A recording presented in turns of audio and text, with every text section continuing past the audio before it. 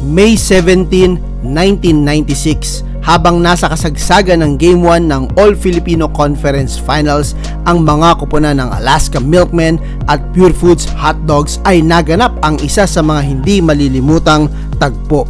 Ito po ay noong bigla na lamang sinuntok ni Mr. No Nonsense Glenn Capascio ang forward ng Alaska na si Bong Hawkins. Kagaya ng inaasahan, umaatikabo ang pagtatagpo ng dalawa sa pinakamainit na koponan noong mga panahon na iyon. Ikatlong paghaharap lamang po ito ng dalawa sa finals at kauna-unahan naman sa All-Filipino Cup. Kapwa nagsasagutan ng puntos ang magkabilang teams at tila walang gustong magpalamang.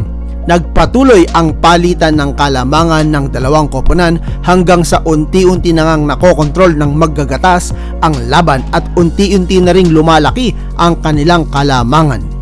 Nga lang ay sa pagpasok ng third quarter ay may isang insidente kung saan makikitang habang nagbibigay ng pick si Hawkins ay tumama naman ang balikat niya sa nguso ni Capascio, dahilan upang mag-retaliate ito at gumanti nga ng isang suntok sa mukha na agad namang ininda ni The Hawk na nagpabagsak din sa kanya sa sahig.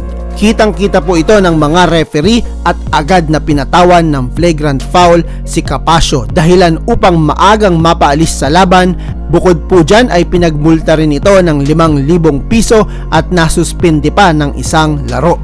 Kilala po si Glenn Capascio na isang hard-nosed defender at ang pagkawala niya nga ay malaking dagok para sa naghahabol na Pure Foods Hotdogs.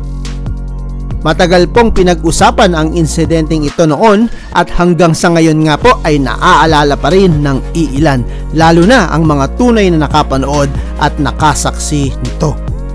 Natapos po ang serye na isa lamang ang ipinanalo ng mga bataan ni Coach Chot Reyes at sa panig naman ng Alaska ay napagharian nila ang All-Filipino Conference sa kauna-unahang pagkakataon sa kasaysayan ng kanilang prangkisa.